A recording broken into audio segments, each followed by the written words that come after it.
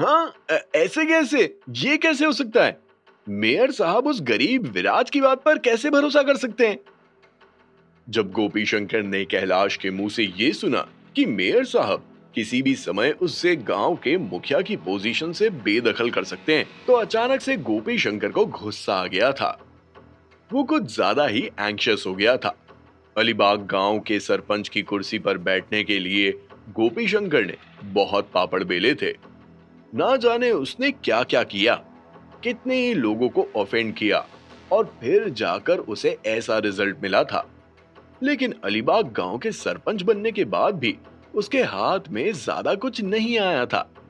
ऐसे में अगर उसके हाथ में सरपंच की पोजीशन चली जाती तो फिर तो उसके पास कुछ भी नहीं बचेगा। गोपी शंकर को एंग्शियस होता हुआ देखकर कैलाश ने उस पर एक नजर डालते हुए कहा, अब तुम्हें भी बहुत अच्छे से पता है कि बहुत देर हो गई है। मैं तुम्हें आखिरी बार बोल रहा हूं, इन दिनों में अपनी लो प्रोफाइल मेंटेन करो और ज्यादा घर मत बनाओ। खुदा के लिए रुक जाओ, बख्श दो मुझे भी और अपने आप को भी। ये कैसे हो सकता है?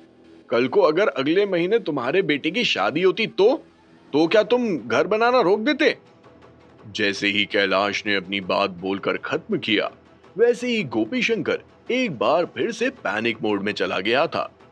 वो घर गोपी शंकर के बेटे की शादी के लिए ही बन रहा था।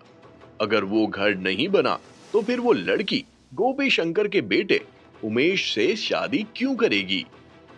इससे भी ज्यादा जरूरी ये है कि गोपी शंकर को शो ऑफ करने का बहुत शौक है। भले ही वो लड़की बिना घर के उसके बेटे से शादी कर भी लेगी, लेकिन उसके बाद भी गोपी शंकर से ही सवाल किए जाएंगे, तो उन्होंने इस शादी के लिए क्या किया? अगर ऐसा हुआ तो क्या पूरा अलीबाग गांव उन पर नहीं हंसेगा? फिर गांव के मुखिया होने का फायदा ही क्या हुआ? क्यों नहीं हो सकता? क्या तुम पूरे के पूरे बेवकूफ हो गए हो क्या? तुम्हारे लिए तुम्हारे बेटे की शादी ज्यादा जरूरी है या फिर ये सरपंच की कुर्सी? अगर तुम्हारी ये कुर्सी चली गई तो फिर कौन से परिवार की लड़की तुम्हारे बेवकूफ लड़के से शादी करेगी? कैलाश चौधरी ने जमकर निशाना साधते हुए कहा। इतना ही नहीं, कैलाश चौधरी ने पोलाइटनेस की सारी सीमाएं तोड़ दी थी। एक बार फिर से गोपी शंकर पर हमला करते हुए कहा, सुनने में आया है कि आज साकिनाका टाउनशिप में एक बहुत बड़ी जमीन को लेकर ऑक्शन हुआ है, और जहां तक मुझे पता है वो जमीन अलीबाग गांव की जमीन है। जिसने भी वो जमीन खरीदी होगी वो क्या करेगा? क्या पता उस जमीन के अंदर से तेल निकले, पानी निकले, सोना निकले या फिर चांदी निकले। तुम उससे अच्छे रिश्ते बनाकर अच्छा खासा पैसा बना सकते हो या नहीं? क्या रखा है उस शैबी से घर को नया बनाने में? तुम खुद सोचो, अगर तुम्हारी ये कुर्सी रही तो तुम्हें उस जमीन से फायदा होगा या नहीं? आज पहली बार मैंने एक छोटे भाई को अपने बड़े भाई को ज्ञान बांटते हुए देखा, क्योंकि बड़ा भाई वाकई में बेवकूफ था। तेल, पानी, सोना, चांदी, ओ माय गॉड, और भी कुछ निकल सकता है क्या? कैलाश की बात सुनकर गोपी शंकर पूरी तरह से स्पीचलेस हो गया था। इसी के साथ गोपी शंकर को यह भी एहसास हुआ कि उसका विजन कैलाश के मुकाबले बहुत ही शैलो है। दूसरी तरफ कैलाश तो ये भी ऐड करना चाहता था कि एक बार तुम्हारा ये मैटर सुलझ जाए, उसके बाद में मेरा और तुम्हारा कोई रिश्ता नहीं होगा। खैर, वो अलग बात है कि कैलाश ने अंत में ऐसे शब्दों का कोई प्रयोग नहीं किया था। कुछ बातें मन में आती जरूर हैं, लेकिन समय पर वो मुंह से बाहर नहीं निकल पाती हैं। कुछ ऐसा ही हुआ हमारे कैलाश के साथ। ठीक है, अगर ऐसी बात है तो फिर मैं तुम्हारी बात मानूंगा। उस घर की टेंशन मत लो, मैं उसे संभाल लूंगा। ये बोलने के बाद गोपी शंकर ने थोड़ा सोचा और फिर अपना मुंह खोलते हुए कहा, कैलाश वो लड़का बहुत चालाक है। रास्कल, उस घर का मामला अभी तक सॉल्व नहीं हुआ है, तो मुझे लगता है कि वो लड़का फिर से अपने गांव आ सकता है। अगर वो इस बार अपने गांव आया तो मैं उसे किसी भी तरह से कैसे भी करके कोई ना कोई मामले में फंसा ही दूंगा और उसे जेल भी भेज दूंगा। इस बारे में तुम क्या कहते हो? ये बहुत ही अच्छा आइडिया है, कैलाश ने अपना सिर हिलाते हुए कहा। लेकिन एक बात थी जो कैलाश के मन में खटक रही थी। तुरंत ही कैलाश ने वो बात गोपी शंकर को बताई। तुम्हें अभी के अभी उस घर को बनाने से रोकना होगा। पता नहीं क्यों, लेकिन मेरी आंखें बहुत फड़क रही है। मुझे लगता है कि जरूर कुछ होने वाला है। जैसे ही कैलाश के मुंह से ये शब्द बाहर आए, वैसे ही गोपी शंकर जोर जोर से हंसते हुए बोला, कैलाश, तुम गवर्नमेंट सेक्टर में काम करते हो और तुम डायरेक्टर हो, और तुम्हारी आंखें फड़फड़ा रही है।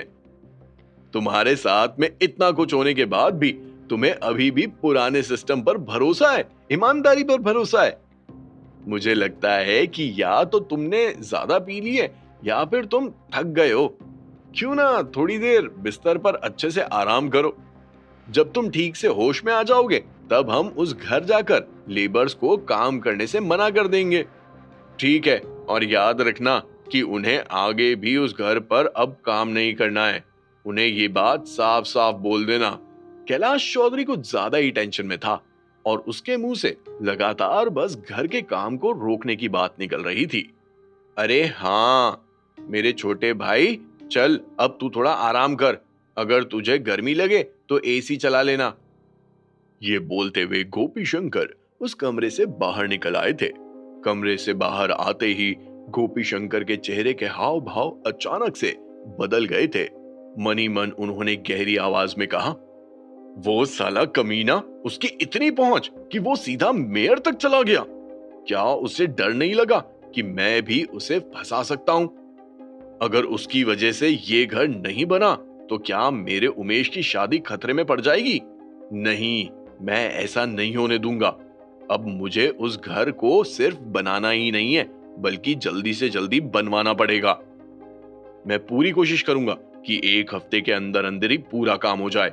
एक बार मेरा घर बन गया तो फिर साला कोई भी आ जाए, वो कुछ नहीं उखाड़ पाएगा। मनी मन ये सोचते हुए गोपी शंकर के कदम सीधा उस नए घर की तरफ बढ़ने लगे थे। जैसे ही गोपी शंकर अपने नए घर के करीब पहुंचे, उन्होंने देखा कि राजन अपनी बाइक पर बैठकर फोन चला रहा था। अरे नहीं, वो तो हंस भी रहा था और कुछ बात कर रहा था। ऐसा लग रहा था जैसे वो किसी वीडियो कॉल पर बात कर रहा है। जब ये सीन गोपी शंकर ने देखा तो उन्हें सब समझ में आ गया था कि लौंडियाबाजी में राजन का कोई जवाब नहीं है।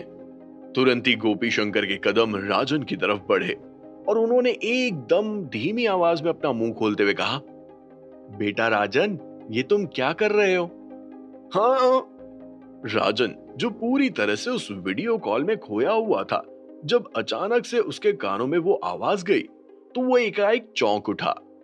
जैसे ही उसने पीछे देखा, उसे गोपी शंकर का ग्लूमी चेहरा दिखाई दिया। एकाएक राजन अपनी बाइक से कूद पड़ा था। सरपंच साहब, मैंने तो कुछ भी नहीं किया। ये बोलते हुए राजन ने अपने आप को निर्दोष बताना चाहा। बास्टर्ड, अभी भी कह रहा है कि तूने कुछ नहीं किया? तुझे क्या लगता है कि मैं अंधा हूं? या फिर तेरा नाम राजन है तो तू अपने आप को बड़ा राजन और छोटा राजन समझने लगा है? गोपी शंकर ने राजन के फोन की तरफ पॉइंट आउट करते हुए कहा, मैंने तुझे इस जगह का सुपरवाइजर इसलिए बनवाया है जिससे तू कोई भी परेशानी आए तो मुझे बता सके। लेकिन तुझे तो लौंडियाबाजी करने से ही फुर्सत नहीं मिलती है। तू क्या मुझे किसी मुसीबत से बचाएगा? देख राजन, तुझसे काम नहीं होता है तो मुझे बता दे, मैं किसी और को रख लूंगा। लेकिन तेरी ये लौंडियाबाजी वाली हरकतें मुझसे सहन नहीं होंगी। नहीं नहीं। जब राजन ने देखा कि गोपी शंकर चौधरी कुछ ज्यादा ही नाराज है, तो तुरंत ही राजन के कदम उनकी तरफ बढ़े और उसने अपनी जेब से इंपोर्टेड विदेशी सिगरेट का एक डब्बा बाहर निकाला और एक सिगरेट को गोपी शंकर के मुंह में डालते हुए बोला, सरपंच साहब, आपको गलतफहमी हुई है। मैं अभी थोड़ी देर पहले ही पूरे घर का चक्कर मार कर आया हूँ। सभी लोग अच्छे से काम कर रहे हैं और कोई भी आलसी नहीं है। अगर आपको शक है तो आप खुद भी अंदर जाकर देख सकते हैं। ये बोलते हुए राजन ने कुछ लेबर्स की तरफ पॉइंट आउट किया जो पूरी मेहनत के साथ घर की छत पर काम कर रहे थे। राजन की बात सुनकर गोपी शंकर की नजर भी उन लेबर्स पर गई। तपती धूप में भी वो सब काम कर रहे थे। बारिश की तरह उनके शरीर से पसीना बह रहा था, लेकिन उनके हाथ रुकने का नाम नहीं ले रहे थे।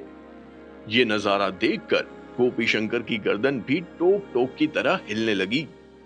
लेकिन गोपी शंकर यहाँ किसी और मकसद से आए थे और तुरंत ही उन्होंने अपना मुंह खोलते हुए कहा, ये सब तो ठीक है, लेकिन प्रोग्रेस अभी भी बहुत स्लो है। लेकिन मुझे पूरी उम्मीद है कि राजन इस प्रोग्रेस को इतना फास्ट कर सकता है कि मेरा घर 1 हफ्ते में बनकर खड़ा हो जाए। सुना ना, 1 हफ्ता। अगर 1 हफ्ते से ज्यादा 1 दिन और लगा तो फिर ये सरपंच गोपी शंकर चौधरी तुझसे सवाल करेगा। 1 हफ्ता? गोपी शंकर के मुंह से निकले शब्दों को सुनकर राजन स्टन रह गया था। अभी उस घर के पूरे काम को होने में आधे महीने का समय था, यानी 15 दिन। अगर उस काम को 1 हफ्ते में खत्म करना है तो पूरे दिन और पूरी रात काम करना होगा, तभी ये काम हो पाएगा। लेकिन क्या लेबर्स पूरे दिन और पूरी रात काम कैसे कर सकते हैं? क्या राजन और लेबर्स का इंतजाम करेगा? लेकिन क्या गोपी शंकर उसे इस काम का पैसा देगा? हर तरीके से राजन का दिमाग दौड़ रहा था और उसे जितना पता था, गोपी शंकर पैसा देने के मामले में बहुत टाइट था। इसीलिए ये बात राजन भी बहुत अच्छे से जानता था कि उसे कुछ मिलने वाला नहीं है। सरपंच साहब, ये कैसे पॉसिबल है? ये सही नहीं है। उमेश की शादी में तो अभी 1 महीने का समय बाकी है, तो फिर आप इतनी जल्दीबाजी क्यों कर रहे हैं? इसके अलावा मेरे लेबर्स 10-10 घंटे काम कर रहे हैं, वो भी इतनी धूप में। कल को किसी को कुछ हो गया तो फिर क्या होगा? जैसे ही राजन के मुंह से ये शब्द बाहर आए, वैसे ही गोपी शंकर ने भी अपना मुंह खोलते हुए कहा, किसी को कुछ हो गया? क्या होगा इन्हें? ये लेबर लोग हैं, इनका शरीर काम करने के लिए ही बना है।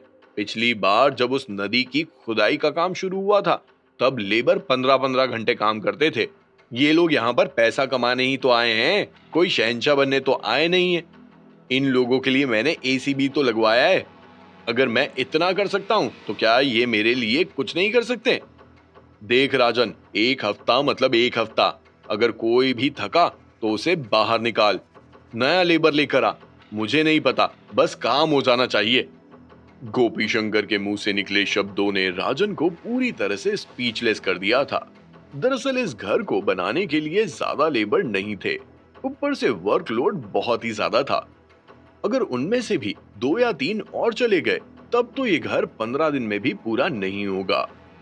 जब राजन ने ये सोचा तो फाइनली उसने सरपंच के सामने अपना मुंह खोलते हुए कहा, सरपंच साहब, आप और लेबर्स क्यों नहीं रख लेते? जितना ज्यादा लेबर होंगे उतनी ही ज्यादा ताकत होगी और काम उतना ही फास्ट होगा, जैसा आपको। इससे पहले कि राजन अपनी पूरी बात रख पाता, गोपी शंकर ने उसे बीच में ही टोकते हुए कहा, बुलशिट। और इसी के साथ गोपी शंकर ने एक बार फिर से अपना गुस्सा बाहर निकाला।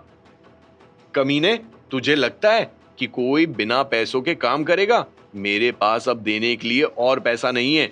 कॉन्ट्रैक्टर तू है, तू जुगाड़ कर। और तुझसे कोई जुगाड़ नहीं होता है तो तू यहाँ खड़े खड़े क्या कर रहा है? लौंडियाबाजी बंद कर और जा थोड़े हाथ पैर चला। क्या तू उन बेचारों की थोड़ी मदद नहीं कर सकता? मैं? अच्छा ठीक है, मैं अभी जाकर उनकी मदद करता हूं। एक शर्मीली मुस्कान के साथ राजन ने कहा और तुरंत ही उसके कदम उस नए घर के अंदर की तरफ बढ़ने लगे थे। तभी अचानक से पीछे से सरपंच साहब की आवाज आई, मैं कुछ दिनों तक यहाँ पर समय समय पर आता रहूंगा। अगर मैंने देखा कि तू फिर से वही सारी हरकतें कर रहा है तो याद रख, तुझे एक फूटी कौड़ी भी नहीं मिलेगी। क्या होगा राजन का रिएक्शन? क्या राजन अपने लेबर्स को लेकर भाग जाएगा? आखिर गोपी शंकर के भेजे में कैलाश की बात फिट क्यों नहीं हो रही थी? क्या गोपी शंकर की वजह से कैलाश भी फंसने वाला था? आगे ऐसा क्या होगा जिससे गोपी शंकर की जिंदगी उथल पुथल हो जाएगी? जानने के लिए सुनिए अगला episode only on pocket FM.